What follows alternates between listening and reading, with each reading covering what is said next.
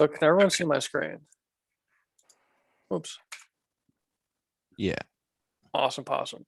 So today's lesson, I really want to go over the importance of back testing and journaling your entire trading setup. So like your entries, your exits, your confluences, like why did you get into this trade?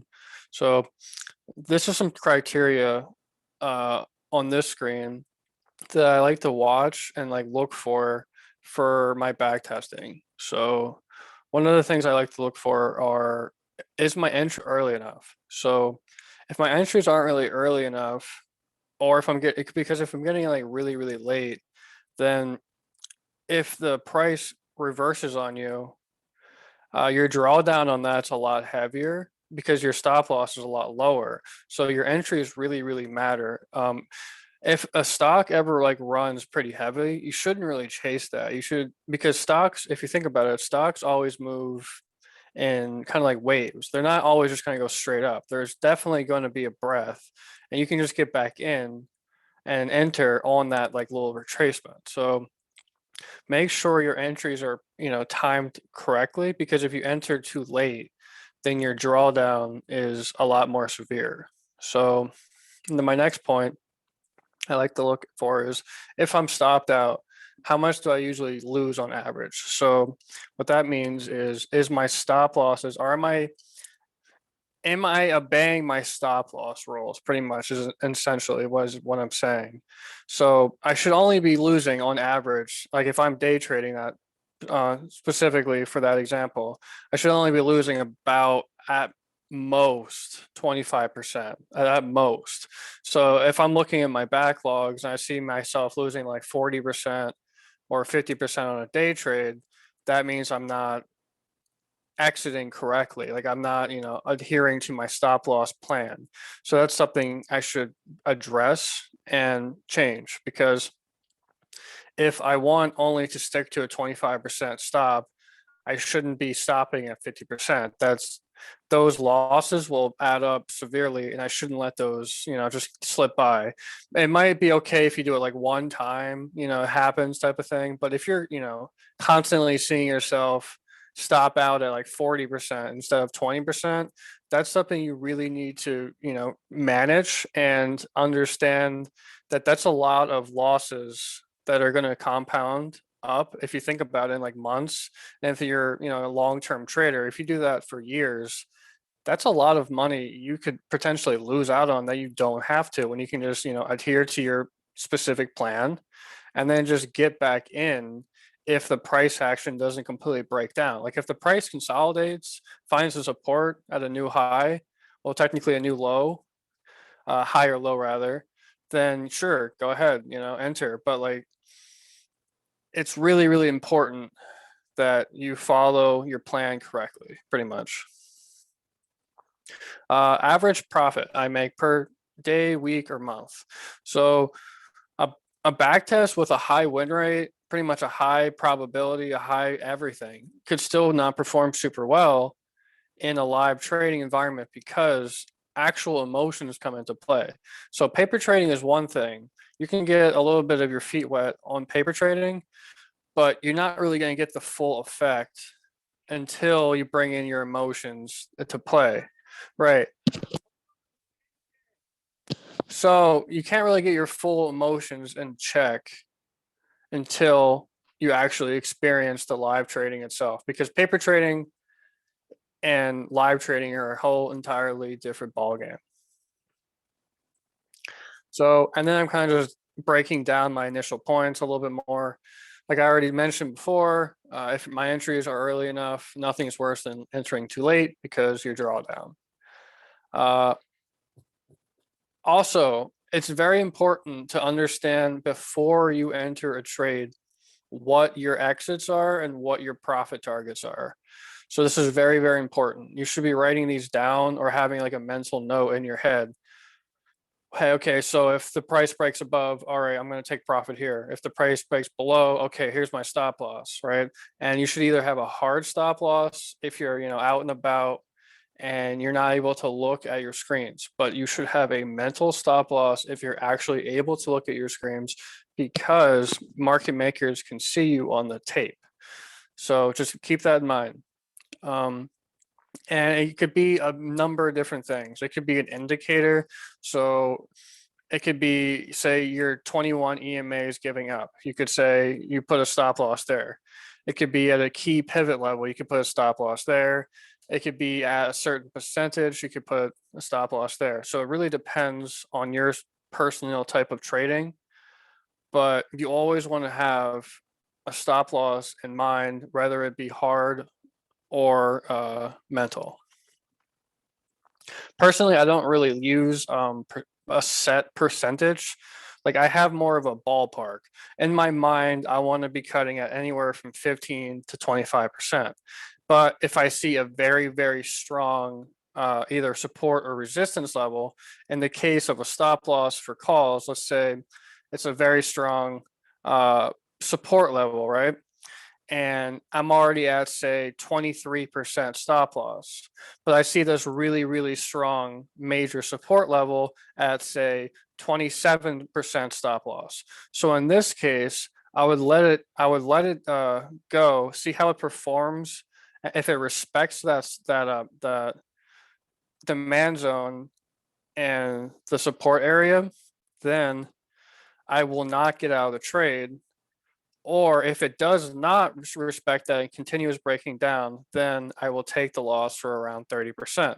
So in that case, I'm giving myself a little bit of wiggle room. So it's not completely set in stone. Oh, it's 20%. I must cut here at 20%. Because sometimes if you cut at 20%, a really huge pivot level could be at like 22%, and you're pretty much cutting out at 20%, and then the price goes down like 2 or 3 more%, and then it just pivots and rallies straight back up. So this way, if you have like a teeny bit of a wiggle room, you're not as faked out as much, if that makes sense. And then you pretty much want to do this. I usually do this on a weekly basis. I kind of like back test my entire week's trade on a weekly basis and see how I performed and what I could change, like how my entries were, how are my stops, did I size in correctly, see if I can make a little bit of adjustments, and then I make some adjustments, and then pretty much put it into effect the following week. So for example, last week I made a mistake. I went against my rules, and I preferred not to trade during lunchtime. Usually it has the lowest volume in the market per day. So I traded right before lunchtime on SPY yesterday. It ended up working in my favor for a little bit, but at the end of the day, SPY broke down. So it ended up actually not working in my favor at all. So I broke a rule trading lunch. So that means for today, I didn't trade lunch on purpose because I'm not trying to fall into a bad rule breaking habit. It's okay if you slip up here and there, but you have to understand and hold yourself accountable for that, and just call yourself out like, oh, crap, I screwed up. All right, let me address that and try to not do that again. Does that kind of make sense, guys? I'm going to try to do like an actual live example of how I would kind of like back test like a trade I made. But do you have any questions on this little screen here?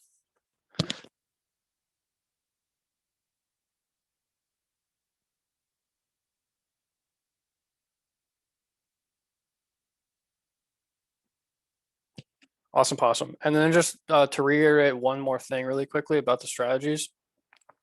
It's very, very important to have written goals and try to stick to them. So if your goal is to make anywhere from like $50 or $100 a day profit wise, then you want to try to make a trading system that works for you, because every trader, has different styles. One person could be like scalping, and another person could like only, selling covered calls. So every trader is really, really different. So you need to stick to a plan that adheres to you. And as long as you're able to make consistent profit, it doesn't really matter how you trade at the end of the day, as long as you're able to make your profit targets per week, per month, or per quarter. Per day fluctuations really don't matter. try to take those with a grain of salt. Your per day profit to profits literally means nothing. Like truthfully, it means nothing unless you're potentially only a scalper. But it's still, you still shouldn't care about your daily profits. You should care more about your weekly profits and your monthly profits, because day-to-day fluctuations don't really matter. It really matters how you do and perform week to week and month to month and quarter to quarter. So just keep that in the back of your mind. I'm going to move forward and do a little quick example, and then I'll take some questions. But here is a trade that I made this morning. So here is me.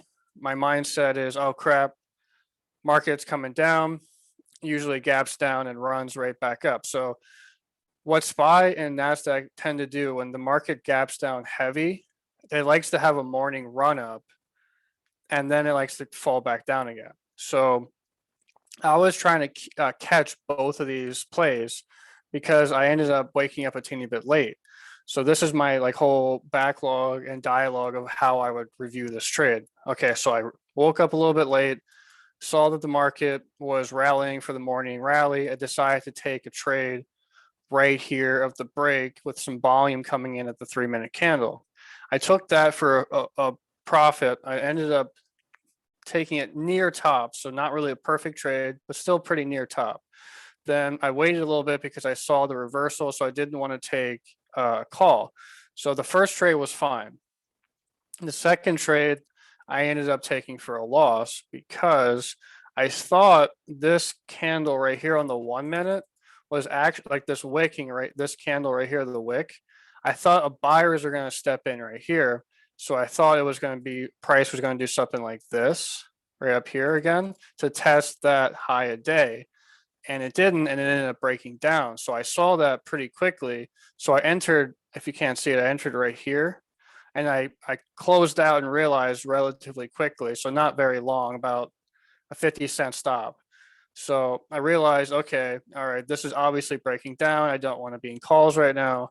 And thankfully, we have, stop losses and mental stops in place, because if I didn't, this price went down all the way down here. And if I was still stubborn and it was like, didn't want to get out thinking it reversed, I would have went all the way down here. And who's not to say I wouldn't have gotten faked out type of thing, right?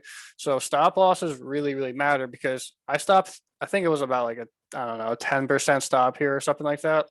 If I didn't stop here, this is probably about like a 40 or 50% stop. So that's a lot more lost gains than you really need, especially since I plan to only day trade this. Um, so because I don't want to be holding something that's not going in my favor, especially if you're day trading and it's not going in your favor, it's best to cut very quickly. So that's just my little reviews of my 2 trades I took today. I didn't really take anything else. The only thing else I really did today was just manage trades.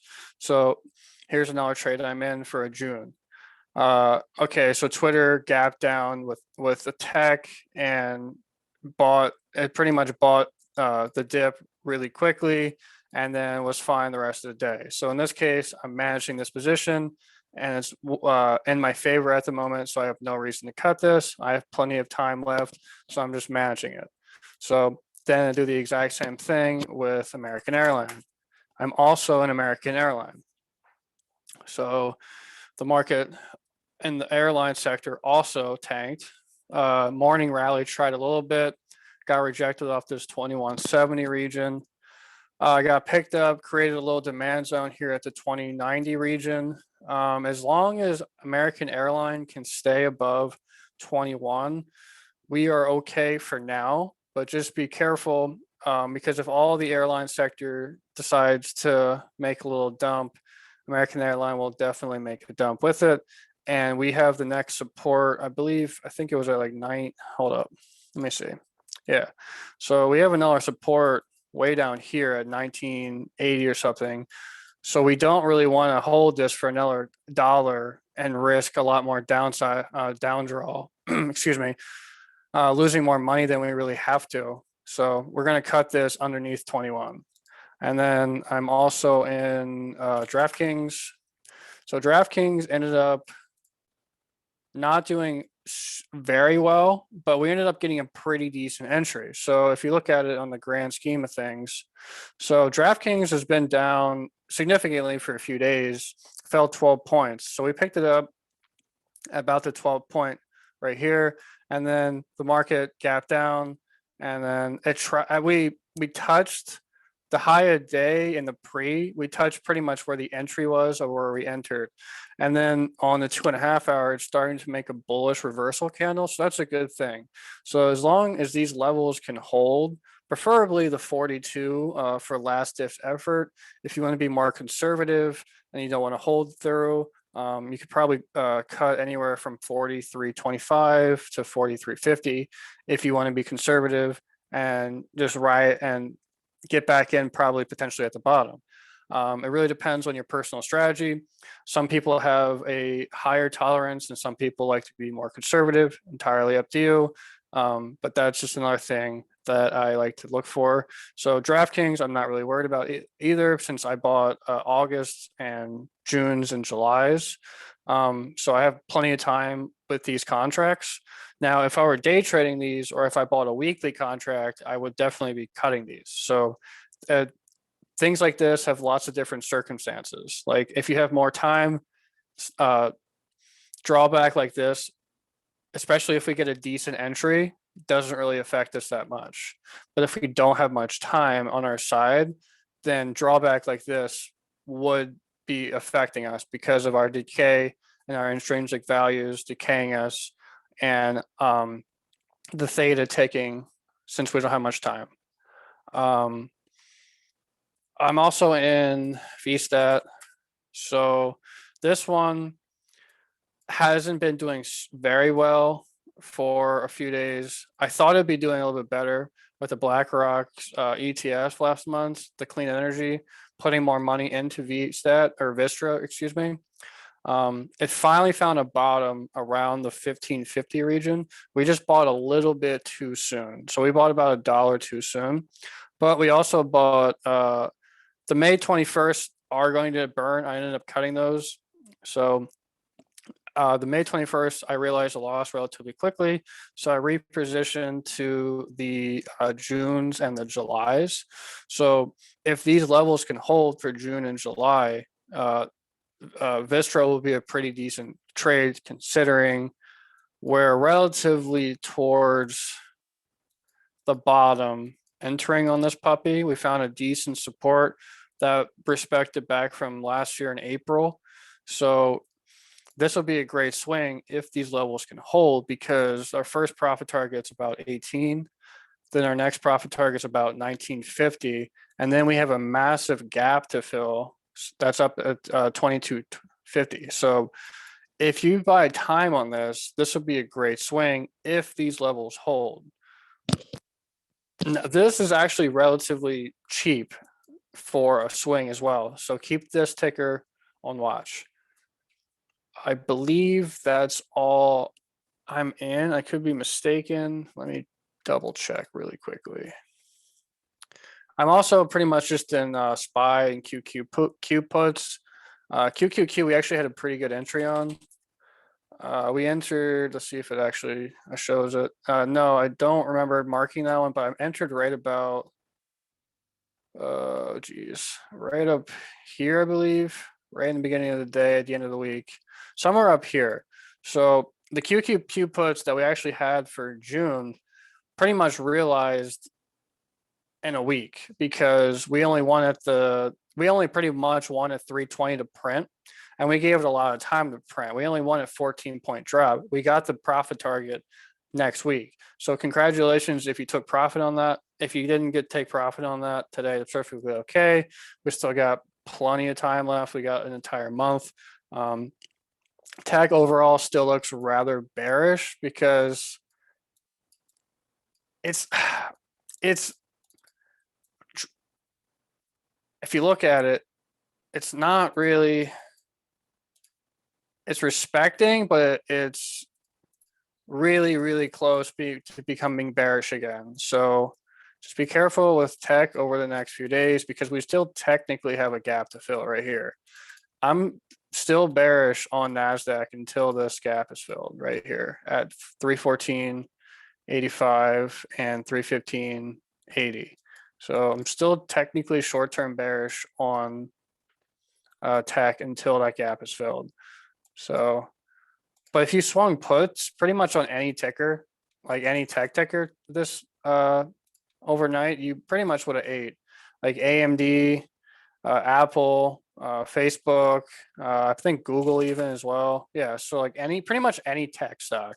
So that's really another thing to always look for is your overall indexes. You want to know how your overall indexes like NASDAQ, SPY, and Dow Jones is performing, because if you saw that the NASDAQ was underperforming and looked bearish into close, you could have swung some tech puts. So congrats if you took any of those, but those are pretty much all the play updates I have, and how I would pretty much just review my trades, and just a little snippet about back testing and journaling. Now, does all of this make sense? Like how I look for and how I critique my entries and my exits, and like walk myself through like why I took this trade and whatnot. Because if I can't give myself an answer of why I took that trade, like if that volume wasn't present, if if it didn't have a pivot at that level, would I have taken that? So it's things to know. Where do I see cat going? So it's things like that is kind of like how you want to call yourself out type of thing. So cat, let me see on the larger time frames.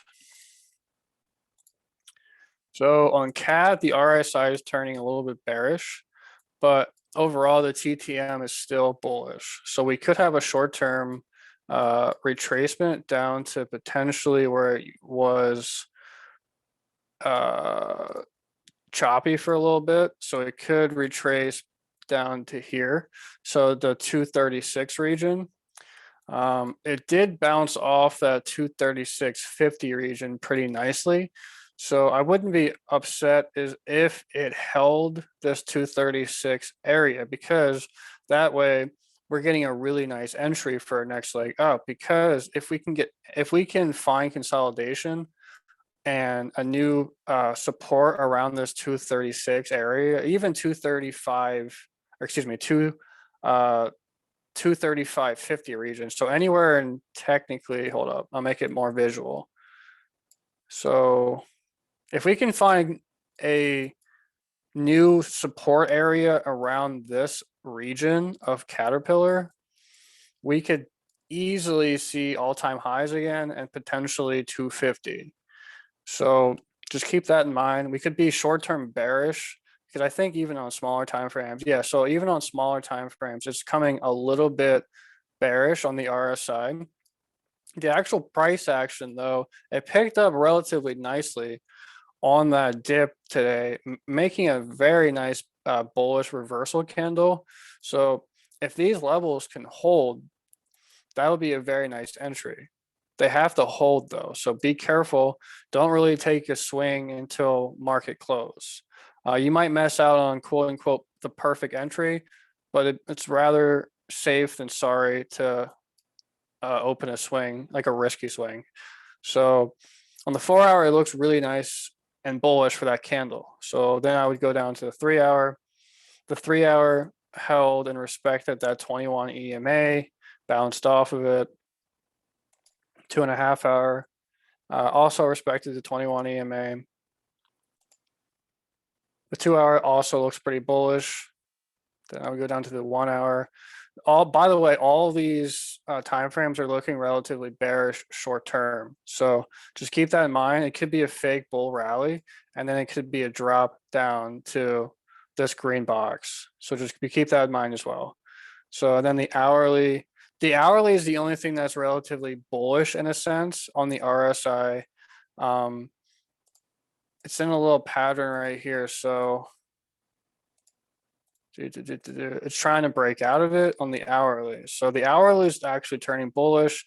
The volume is kind of presenting itself, but not entirely presenting itself. If you look at it, the green is the volume is coming in a little bit, but it's still not outweighing that last hour's volume of bearish momentum. So the volume has to be kicking in here during power hour for this breakout to actually hold. So then we would go down to the 45 minutes. 45 minutes is making a nice little hammer currently off that 50-day moving average.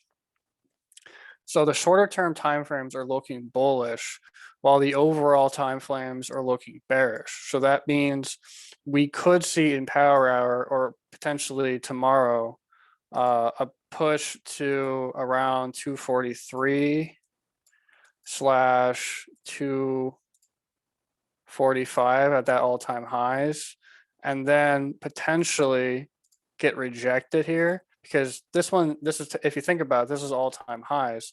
So so clearly there's going to be a resistance there, and clearly you're going to need a lot of volume. So it could very well reject off this. So that's what could potentially happen. So short term, we could be bullish and rally a few points. And then overall long term, we could very well reject off this, either off this hard support or around this, or not, excuse me, around this hard resistance or near the hard resistance, and then just gradually fall back and retrace, respect this area. Hopefully, this is what we want to happen. We want to respect this area and bounce back up and go into other waves and break that all-time high. We want to break that all-time high. And then if we can break that all-time high, then I believe the next profit targets I wanted were 248, and then I wanted 250. So if this level holds around the 235 region, I would potentially, what I would do, I would recommend setting alerts around this area, right? So set an alert underneath the low day at 236.70. So then I would set an alert and be like, hey, price action's falling down, check it out, type of thing. Then if this price action holds in this zone of the 230, pretty much anywhere from 233.75 to 236, if it holds in this little green area, that's considered okay. So this will be a great entry for you to actually long Caterpillar with a very low downside, because this will be our downside. So say, for example, okay, real life trade, if you took the trade, let's just say it comes down here and it picks up right here, and then it does a little consolidation, then you decide to pick it up right here. Let's just say you want full confirmation. You can pick it up after that previous high. You wait for confirmation. Let's just say you take it all the way up here, right? So then if you think about it, your actual downside, if you're only looking at this actual box, right? So your stop loss will be pretty much right here. Let me make this green so it actually, or excuse me, red, so it actually looks. So if you think about it, your upside to your downside, like your upside is at least probably minimum, probably right here. So this is the types of things you want to look for, your risk to rewards. So if you enter, this is what I meant about your back testing. If you enter properly, if you enter at a good time, your risk to reward is a lot significant, because say, okay, so that's one example, right, of a good risk reward. So for a decent entry, you're waiting and biding your time, right? So that's one example. Let me just clean all this up. Okay, so our boxes are right around this area. Might not be perfect, but you get the gist, right? So say I take a trade, let's just say I'm taking an eager trade and I'm not waiting, and I take it right here at this resistance of 241. We know this is a resistance for the prior, so 241 is clearly a resistance. So if it rejects here, our stop loss is a lot higher, a lot more down draw. So like say if you enter right here, so you're technically speaking, your stop loss should be at least down to here. Your first stop loss, your second stop loss, if you're more have a higher tolerance is down to here. So let me make these red. So that's a much larger stop loss than the tiny little one down here that we made. And then your upside, your first target upside would be only right here. So that's not really an ideal trade because if you are lucky and you're deciding to, take some trim, take some profit and leave some runners, then it looks a little bit better if you have time on your side. But we only were structuring this trade for May 21st. So I don't really see 246 unless, Caterpillar ends up being extremely bullish. We could very well see 246 again this week, but the probability of that is a little bit lower unless there has to be volume here. That's the only thing. There must be volume present at this 246 region or we will get rejected. But if there is volume at 246, we probably will go towards 250. So just keep these on alerts. You want to keep the upside and you want to keep the downside on your alerts. You never want to be fully biased because you can make money in any direction. You can make money in bullish and bearish. So always stay and play both sides. To answer your question, Scrub, do you usually use TradingView for your charting analysis instead of TD Ameritrade? I use TradingView probably about 90% of the time, and I use TD about 10% of the time. Yes, to answer your question, the only thing I really enjoy about TD is the level 2 function, the time and sales, and the actual active trader. Other than that, I'm going to be honest, I think the TOS charting system is subpar comparatively to the TradingView, but that's just my personal opinion.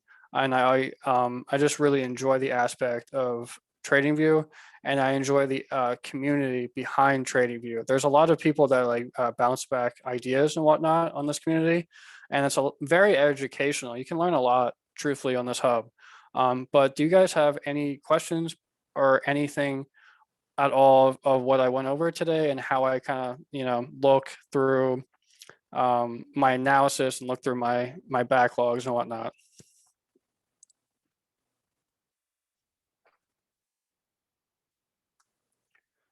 Awesome possum. Well, if there's no questions, I'm going to end it here then. And thank you guys for taking your time and listening. I really appreciate that. And please stay safe in Power Hour and trade smart. XOXO. Rob. Of course. See you guys.